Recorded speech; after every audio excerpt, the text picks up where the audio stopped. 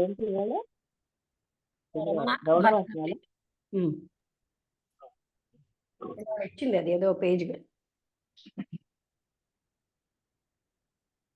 352 నుంచి స్టార్ట్ చేయాలనుకుంటండి ఈరోజు. అవునా ఎగ్జాక్ట్ 353 కదా 2 అయిపోయిందో లేదో చూడు.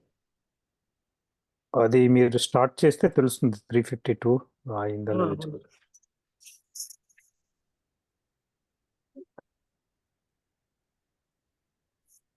రైటే ద డిఫరెంట్ క్రీడ్స్. వసంత గారు ఏమిటి ఓ నిమిషం వస్తున్నారు అంటే కట్ అవుతుందేమో నెట్. నీకు కొంచెం వేడి చేయాలా? మీ బిస్కెట్స్ ఉన్నాయి అక్కడ.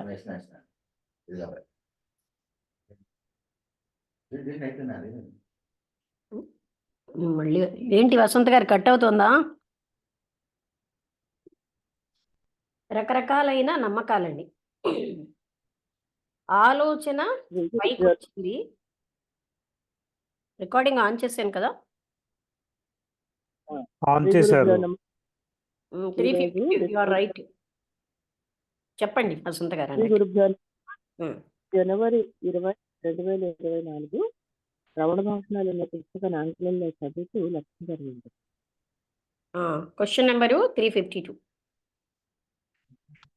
అయితే ఆలోచన పైకి సబ్జెక్టుగా ఆబ్జెక్టుగా వస్తుంది. నేను అన్నదాన్నే గట్టిగా పట్టుకుని మిగతావన్నీ కూడా అదృశ్యమైపోతాయి.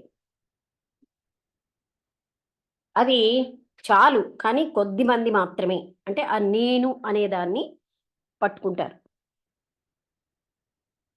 మిగతా వాళ్ళు వాదిస్తారు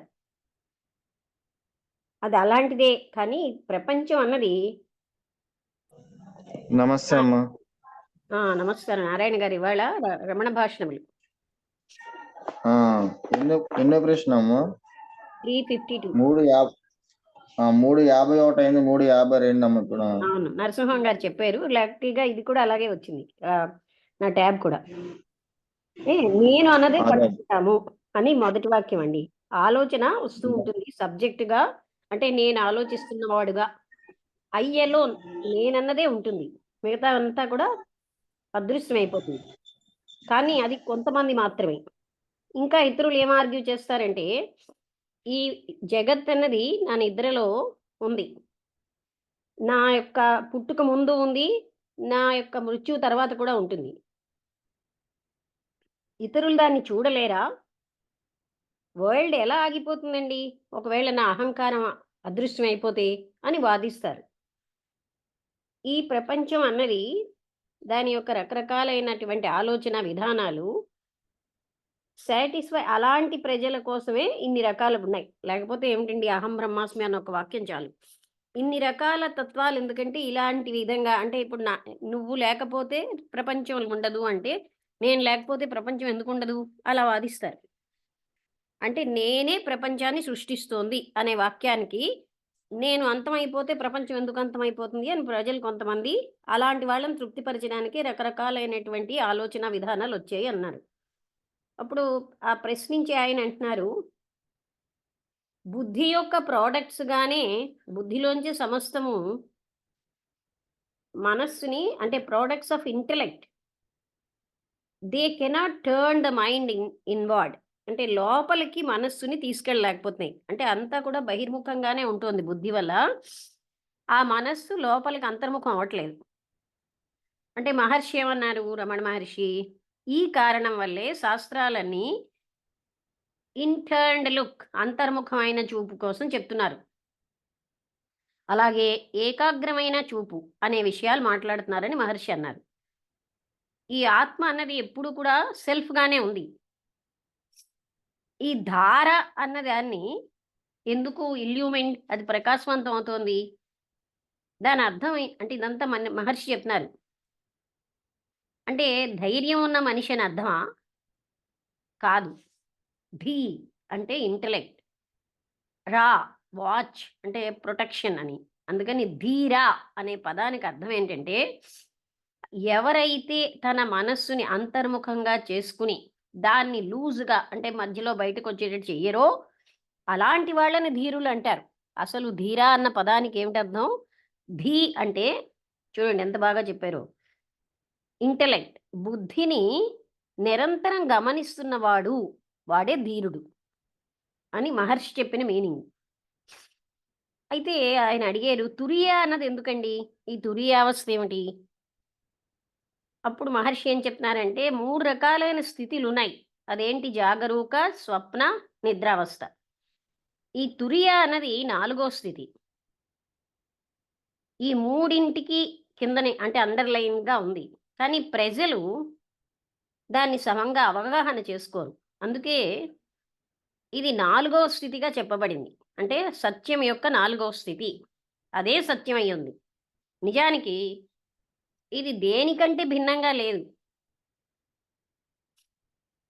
ఎందుకంటే అన్నింటికి జరుగుతున్న సంఘటనలన్నింటికీ ఆధారం అదే. అదే సత్యం అయి ఉంది. అదే మీ అస్తిత్వం. ఈ 3 స్థితులు ఎలా కనిపిస్తాయంటే ఫ్లీటింగ్, అంటే ఒక క్షణం ఉండి ఒక క్షణం వెళ్ళిపోయే సంఘటనలా కనిపిస్తాయి. ఏవి? జాగరూక, స్వప్న, ఇంకోటి ఏంటంటే సుషుప్త అవస్థలు. అంటే తురీయం అనే దాని మీద ఈ 3 స్థితులు కనిపిస్తున్నాయి. అప్పుడు మళ్ళీ కూడా అవి అందులో లయం అయిపోతాయి. అందుకని దే ఆర్ అన్రియల్. అవే అసలైనటువంటి అసత్యాలు.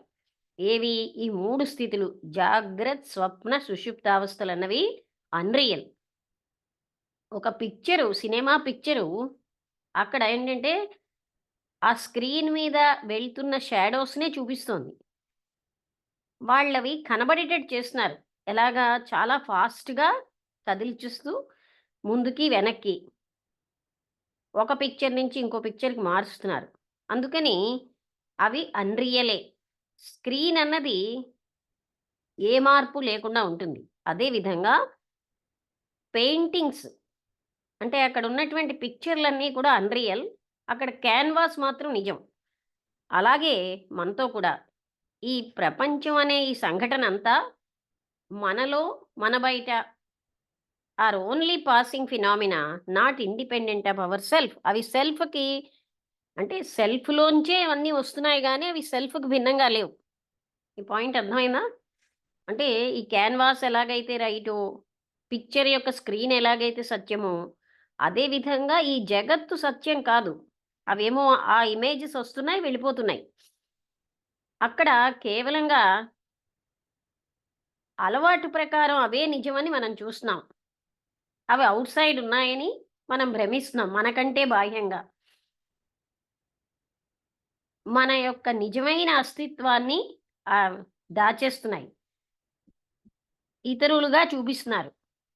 ఎవర్ ప్రెజెంట్ ఓన్లీ రియాలిటీ, అంటే నిరంతరాయంగా ఉన్న ఆ సత్యం, ఆ సెల్ఫ్ అన్నది అదే మనం కనుక్కోవాల్సింది. అన్ని మిగతావన్నీ కూడా అసత్యాలే. అవన్నీను అదృశ్యమైపోతాయి. అంటే అన్రియాలిటీ ఆఫ్ ది వరల్డ్. ఈ జగత్తు అసత్యమైనదే. నేనున్నంతసేపే జగత్తు ఉంది. ఈ నాలెడ్జ్ అంతటినీ వదిలేస్తే ఆ సెల్ఫ్ కంటే వేరేగా ఏమీ లేదు.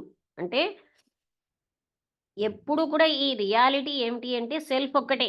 మిగతా దాని మీద వచ్చినవన్నీ కూడా అన్రియల్, అసత్యాలే. అవన్నీ కూడా అదృశ్యం అయిపోతాయి. సెల్ఫ్ ఒక్కటే సత్యమైనది. సెల్ఫ్ అంటే క్యాపిటల్. తురీయ అనేది కేవలంగా సెల్ఫ్కి ఇంకో పేరు.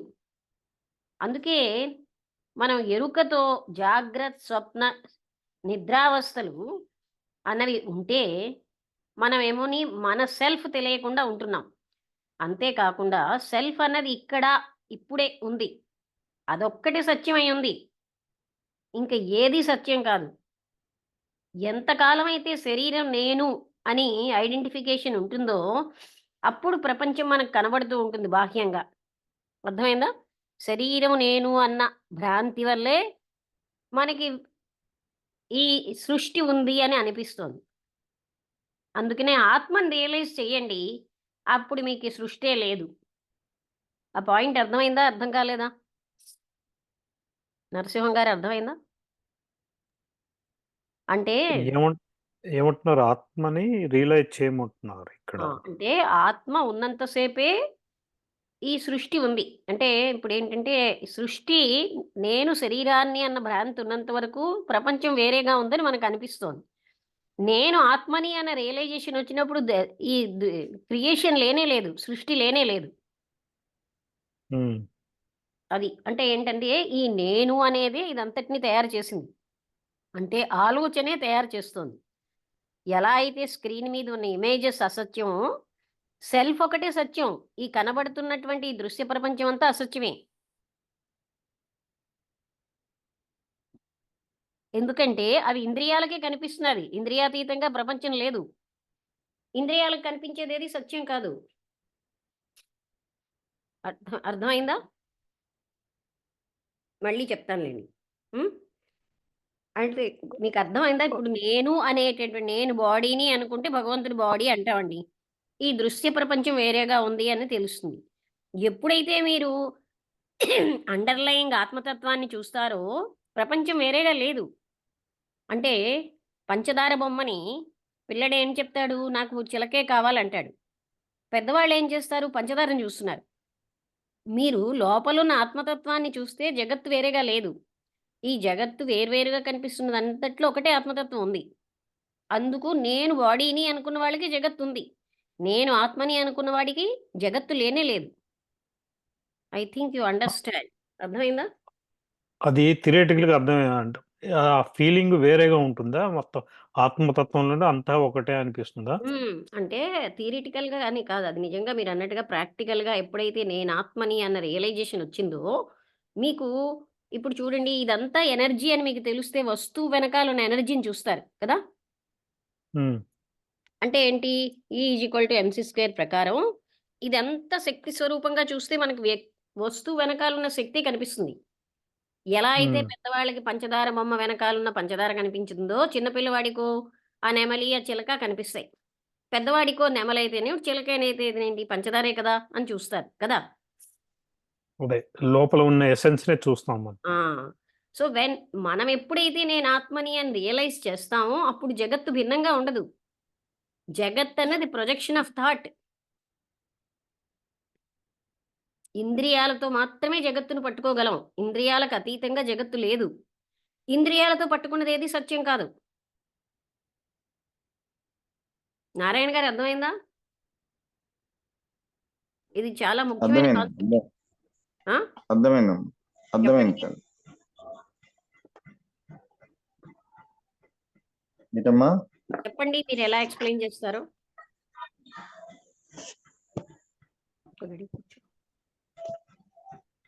అదేనమ్మా, అంటే మనకి ఈ కనిపించేటువంటి ప్రపంచమే సత్యం అనుకుంటున్నాం తప్ప, ఈ కనిపించేటువంటి ప్రపంచం అనేది అంటే జగత్ మిథ్య అని ఆది శంకరాలు చెప్పింది మనం చెప్పేయడం కాకుండా, ఎలా మనకి ఇది మిథ్య అంటే ఈ ఐ ఉన్నప్పుడు మాత్రమే ఈ జగత్తు ఉంటుంది. ఈ ఐ లేకపోతే ఈ జగత్తు అనేది లేదు.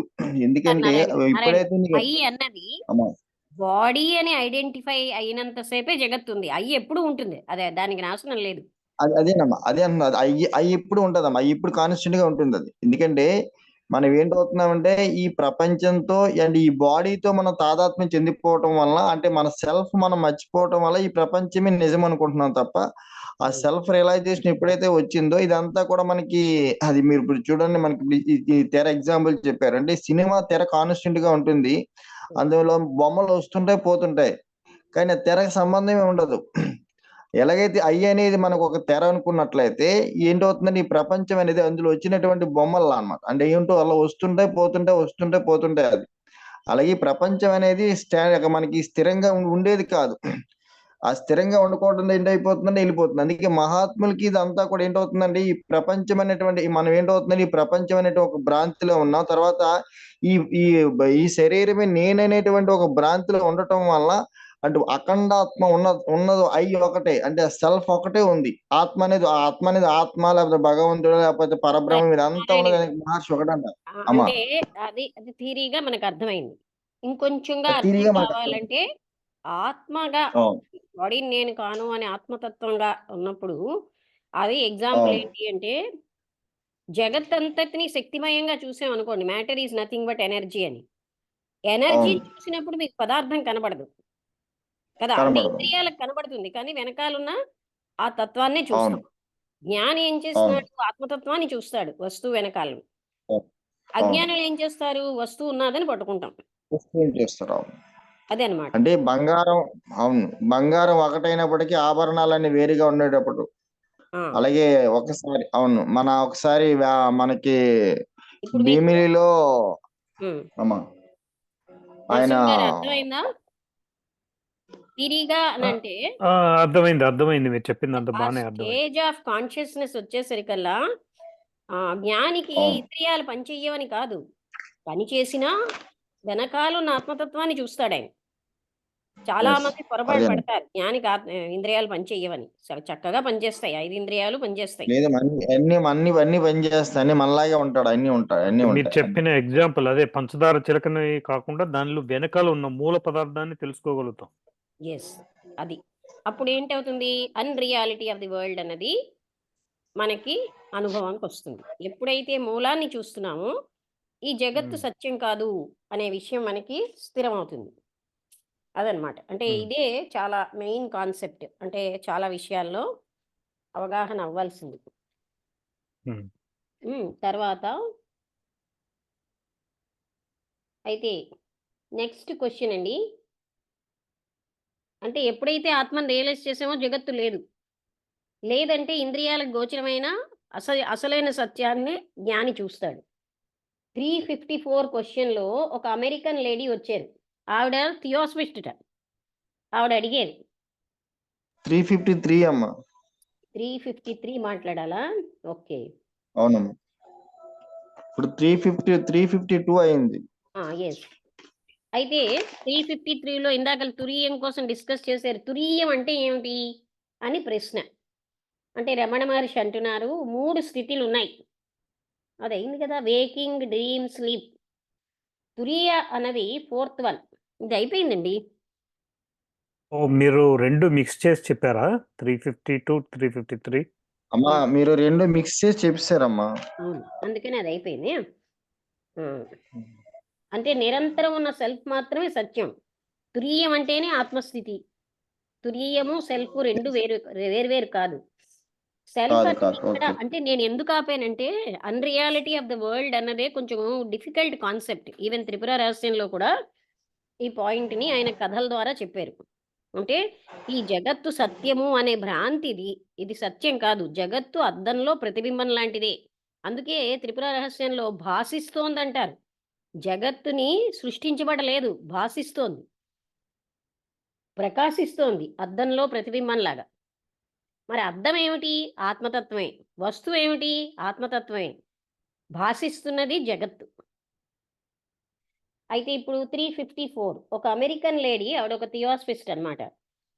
ఏ విధంగా నా యొక్క మాస్టర్‌ని నాకు దగ్గరగా నేను సమీపించగలనండి అని అడిగారు. అంటే నా గురువుని నేను ఎలా దగ్గరగా సమీపించగలను? అయితే నువ్వు ఇప్పుడు మీ గురువు కంటే ఎంత దూరంలో ఉన్నావు అని అడిగారు మహర్షి. అర్థమైందా? మీ గురువు కంటే నువ్వు ఇప్పుడు ఎంత దూరంలో ఉన్నావు? ఆయన నుంచి నేను చాలా దూరంలో ఉన్నానండి. కానీ ఐ వాంట్ టు గెట్ ఆయనకి నేను దగ్గరగా అవ్వాలని కోరుకుంటున్నాను అన్నారావిడ. ఇంకా ఏమన్నారంటే అప్పుడు మహర్షి అంటున్నారు, నీకు గాని నీ ఆత్మ అంటే if you know your self, నీ ఆత్మ నీకు గాని తెలిస్తే నీ గురువు నీకెంత దూరంలో ఉన్నారో నీకు అర్థమవుతుంది. నువ్వెవరివి అసలు?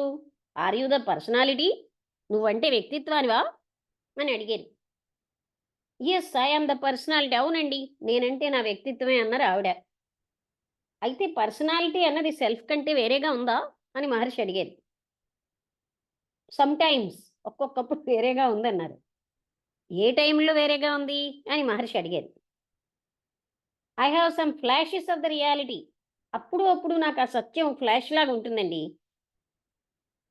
ఇతర టైముల్లో నాకలా ఉండదు. ఈ ఫ్లాషెస్ ఎవరికి తెలుస్తున్నాయి? అని మహర్షి అడిగారు. ఎవరికి ఫ్లాషెస్ కనిపిస్తున్నాయి? నా వ్యక్తిత్వానికన్నారావిడ. ఈ పర్సనాలిటీ అన్నది నీ సెల్ఫ్ కంటే వేరేగా ఉందా? ఏ సెల్ఫు? అని ఆవిడ అడిగారు.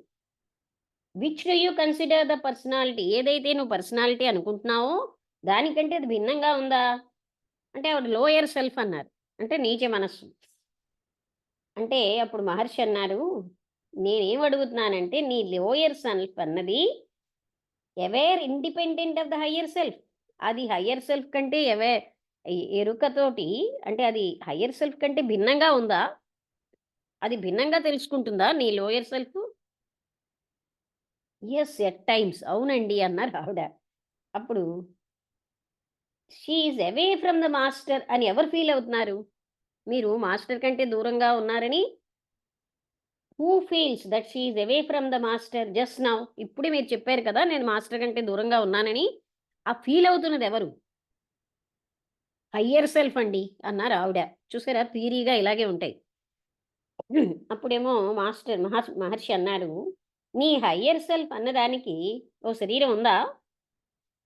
ఆ మాస్టర్ అనేవాడు దానికంటే భిన్నంగా ఉన్నాడా? అది ఎప్పుడు మాట్లాడుతూ ఉంటుందా నీ నోటి ద్వారా? నువ్వు దానికంటే భిన్నంగా ఉన్నావా అని మహాత్ముడు అంటే రమణ మహర్షి అడిగారు. అంటే ఆమె అంటోంది, మీరు దయచేసి నాకు సలహా ఇవ్వగలరా? నేను ఏ విధంగా నన్ను నేను శిక్షణ ఇచ్చుకోవాలి? ఈ శరీరం అన్నది ఈవెన్ ఈ శరీరం లేకుండా నిద్రలో కూడా నేను ఏ విధంగా సెల్ఫ్కి ట్రైనింగ్ ఇవ్వాలి? అంటే మహర్షి అన్నారు, ఎరుక అన్నది నీ యొక్క స్వభావం. గాఢ నిద్రలో అలాగే జాగరూక అవస్థలో అది ఒకటే.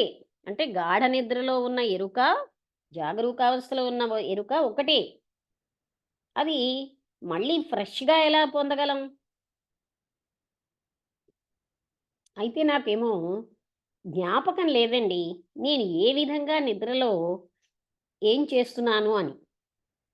ఈ విషయం ఎవరు చెప్తున్నారు నా జ్ఞాపకం లేదని అని మహర్షి అడిగారు. నేను చెప్తున్నానండి అన్నారు ఆవిడ. ఐ డు నాట్ రిమెంబర్ అంటే అది యూ సే ఐ నో, నువ్వు చెప్తున్నావు నాకు తెలుసు.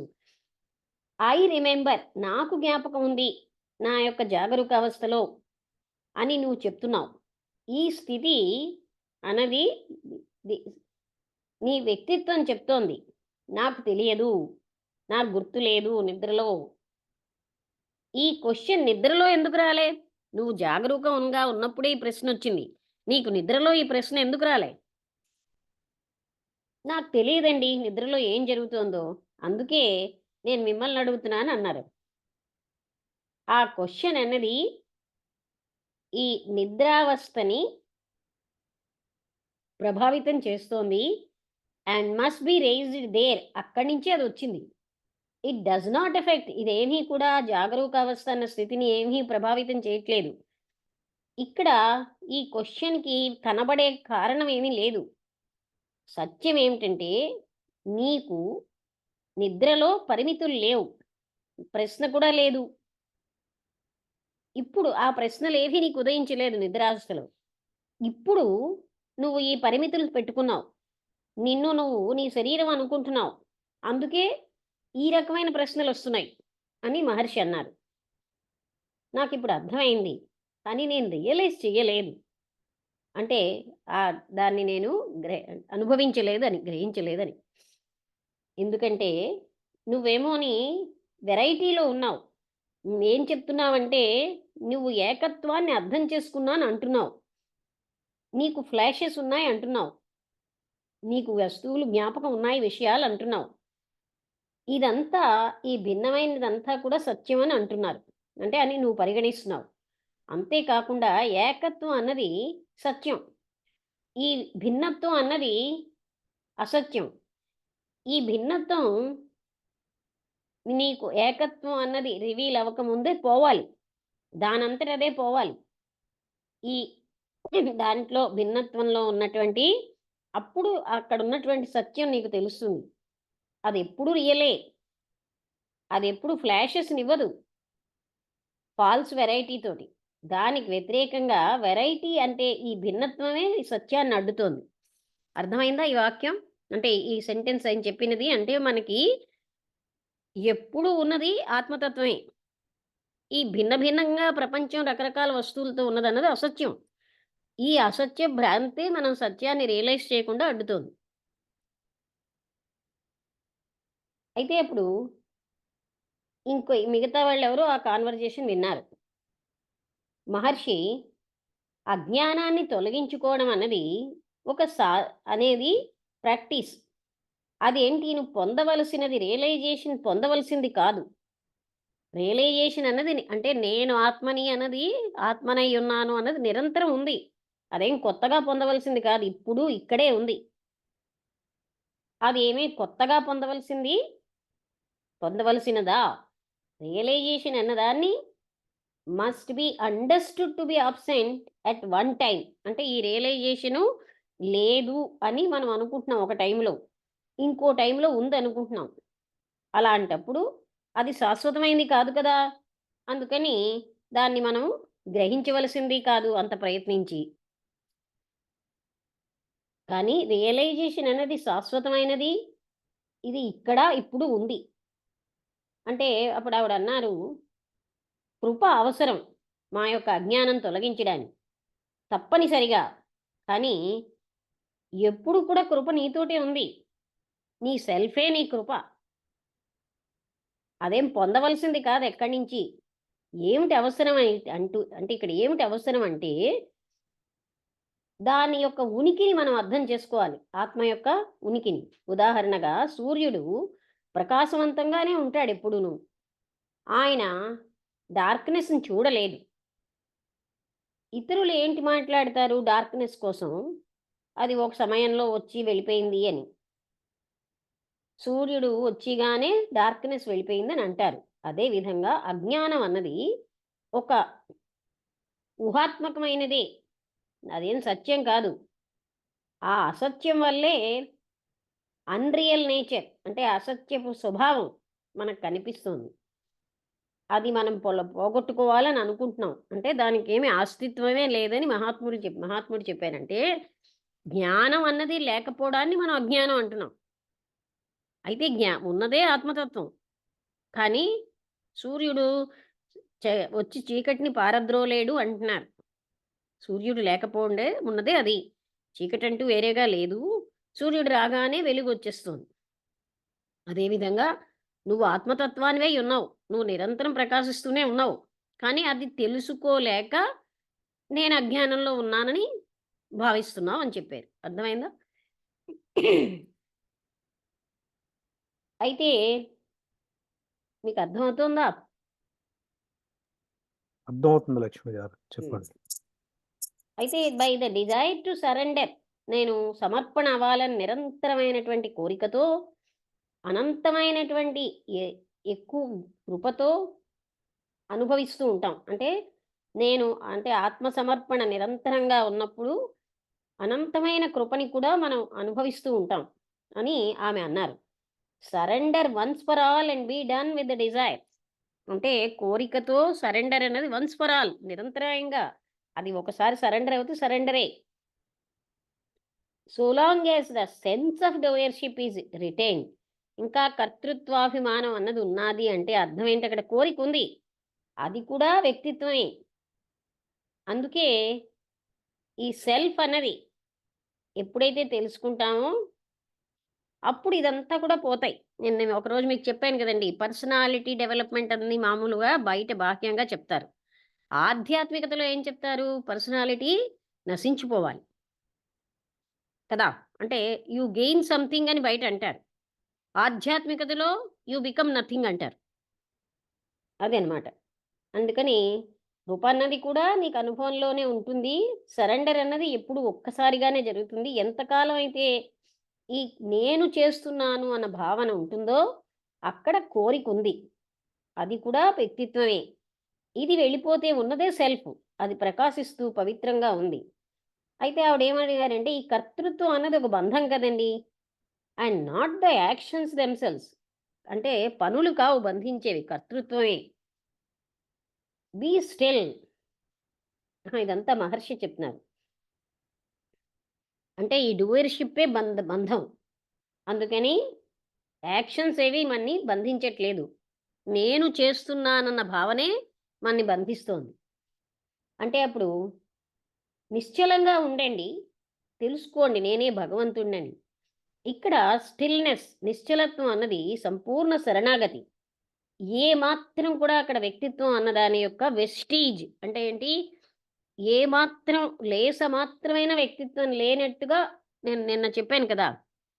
అంటే లేస మాత్రమైనా నేను అని లేని సరెండర్ ఉండాలి. ఈ స్టిల్నెస్ అన్నది మనస్సు యాజిటేషన్ ఉండదు. ఎప్పుడైతే స్టిల్నెస్ ఉందో అప్పుడు మనస్సు అంటే ఇటు అటు తిరగదు. ఈ మనస్సు ఎందుకు తిరుగుతోంది అంటే డూయర్షిప్, కర్తృత్వాభిమానము, వ్యక్తిత్వం వల్లే. అది గాని పోయిందనుకోండి ఈ మనస్సు నిశ్చలం అయిపోతుంది. అందుకని నోయింగ్ అంటే అర్థం ఏంటి? బియింగ్. తెలియడం అంటే నేను అస్తిత్వంగా ఉన్నది అనే స్థితిని. అదేమీ కూడా రిలేటివ్ నాలెడ్జ్ కాదు. అంటే అక్కడ త్రిపుటి లేదు. తెలుసుకునేవాడు, తెలుసుకోబడేది, తెలుసుకోవడం అన్న త్రిపుటి లేదక్కడ. 3 ఏకమైపోతాయి. అంటే ఆవిడన్నారు, ఆలోచన నేను భగవంతుణ్ణి, నేనే అనంతత్వాన్ని అన్నది సహాయపడుతుందా అని అడిగారు. I'm that I'm. క్రీస్తు చెప్పాడు అలా. ఐయామ్ అనేదే భగవంతుడు, ఆలోచన కాదు. ఐయామ్ గాడ్ అన్నదాన్ని రియలైజ్ చేయాలి. ఆలోచనతో తెలుసుకోవడం కాదు. అలా ఆలోచించకు. నో ఐయామ్ గాడ్, నువ్వే భగవంతుడు అని తెలుసుకో. అండ్ థింక్ ఐయామ్ గాడ్, నేనే భగవంతుడిని ఆలోచించు. నాట్ థింక్, ఆలోచించడం కాదు. నేనే భగవంతుడిని రియలైజ్ చెయ్యి. నేనే భగవంతుడిని ఆలోచించడం కాదు. రెండిటికి తేడా తెలిసిందా? అంటే ఆలోచనలో నేను భగవంతుడిని ఆలోచించినంతసేపు జరగదు. ఐయామ్ గాడ్ అనే స్థితిలో ఉండు అని చెప్పారు. I think you understand the difference. అప్పుడు భగవాన్ ఇంకా కంటిన్యూ చేస్తున్నారు. ఐయామ్ దట్ ఐయామ్, నేను అది అయి ఉన్నాను. ఆ అయామే నేను అయి ఉన్నాను. అంటే ఏమిటి? ఒక పర్సన్ ఐ అనే దాంట్లో ఉండిపోయాడు. He is always the I alone. ఆయన కేవలంగా నేనుగానే ఉన్నాడు. ఆయన ఇంకేమీ కాదు. అయినా ఆయన అడుగుతున్నాడు నేనెవరిని అంటే ఆయనకి భ్రాంతికి విక్టిమ్ అయిపోయాడు. అందుకనే నేనెవరిని అని అడుగుతున్నాడు. And not a man fully aware of himself. తన్ని తాను పూర్తిగా తెలుసుకున్నవాడు నేనెవరిని అని అడగడు. ఇక్కడ wrong identity of the self with the non self. అంటే సెల్ఫ్ కాని దానితో నేను ఐడెంటిఫై అయిపోయాను. అది మిమ్మల్ని అడుగుతోంది నేనెవరిని అని. Later still there are different routes to Tiruvannamalai. ఇంకా మహర్షి చెప్తున్నారు, ఎన్నో రకాల మార్గాలు ఉన్నాయి తిరువన్నామలై రావడానికి. కానీ Tiruvannamalai is the same by whichever route it is gain. Similarly అంటే ఏ రకమైన మార్గంలో వచ్చినా మీకు ఆ తిరువన్నామలై ఒకటే. అదేవిధంగా ఇక్కడ మనం సమీపించే మార్గాలు వేరేగా ఉంటాయి. మన వ్యక్తిత్వాన్ని బట్టి మార్గాలు వేరు, అయినా సెల్ఫ్ ఒక్కటే. But still being in Tiruvannamalai నేను అడుగుతున్నాను, ఏమిటి రూట్ అండి? It is ridiculous. తిరువన్నామలైలో నేనుంటూ తిరువన్నామలై వెళ్ళడానికి మార్గం ఏమిటని అడగడం హాస్యాస్పదంగా ఉంది. అదేవిధంగా నువ్వు ఆత్మవై ఉంటూ ఆ వ్యక్తి నేనెవరు అని అడిగితే ఇది చాలా మీనింగ్లెస్గా ఉంది. నువ్వే ఆత్మవై ఉన్నావు. Remain as a self. నువ్వు ఆత్మగానే ఉండు అంతే. క్వశ్చన్స్ అన్నవి ఎందుకు వస్తున్నాయంటే మనకి wrong identification of the self. నేను శరీరాన్ని అని బాడీతో రాంగ్ ఐడెంటిఫికేషన్ ఉండడం వల్ల ప్రశ్నలు ఉదయిస్తున్నాయి. ఈ అజ్ఞానం, ఇది కేవలం అజ్ఞానమే. ఇది ఇది పోవాలి. అది ఎప్పుడైతే పోయిందో ఆత్మ ఒక్కటే ఉంటుంది అక్కడ. క్లియర్ అయిందా? ఇక ఆపుదామా, ఇంకా కంటిన్యూ చేద్దామా? ఇంకా ఈ జూమ్కి 1 minute 36 seconds ఉంది. ఆపేద్దామమ్మా, టైం అవుతుంది. మీరు చెప్పండి అయితే, మీకు అవగాహన అయింది. నమస్తే అమ్మా. నమస్కారం, చెప్పండి. ఓం శ్రీ సద్గురుభ్యో నమః. ఈరోజు అంటే స్టార్టింగ్ నేను రాలేదమ్మా, మీరు ఎక్స్ప్లెయిన్ చేశారు నేను గురించి. అది ఆల్రెడీగా చర్చించాం మనం. అందులో ధీరుల గురించి కూడా చెప్పారనమాట. అంటే ధీరులు అంటే ఇక్కడ ఎవరైతే ఇంటలెక్ట్ ఇది అంటే లోపల అంతరంగంలో ప్రయాణం చేస్తారో అది ధీరత్వం చెప్పబడింది అనమాట అక్కడ. ఆ తర్వాత తురియ గురించి చెప్పారమ్మా. అంటే తురియ అనేది ఇక్కడ మనకి అంటే 4వ అంటే సెల్ఫ్ యొక్క మరొక ఇదే తురియ అని చెప్పబడింది అనమాట. అంటే ప్రపంచంలో ఇప్పుడు ఏంటవుతుందంటే అన్నిటికీ ఆధారం అదే చెప్పబడింది మనకి తురియ స్థితి అని చెప్పబడింది. అంటే సెల్ఫ్ కి మరొక పేరు అని చెప్పి చెప్పబడింది తురియ స్థితి. అంటే మనకి అక్కడ ఎందుకంటే ఆ తురియ స్థితిలోనే నిజమైన అయితే ఇంకోటి ఏంటంటే అది మరొక సెల్ఫ్కి మరొక పేరు, అది అజ్ఞానంతో కూడుకున్నది కాబట్టి అది మనకి సరిగ్గా తెలియబట్టం లేదమ్మా. అదేంటి మామూలు మనకి నాలాంటి వాళ్ళు. ఆ తర్వాత ఒక అమెరికన్ లేడు థియోసఫిస్ట్ వచ్చారు. ఇది సుదీర్ఘంగా జరిగింది ఇది ఇక్కడ.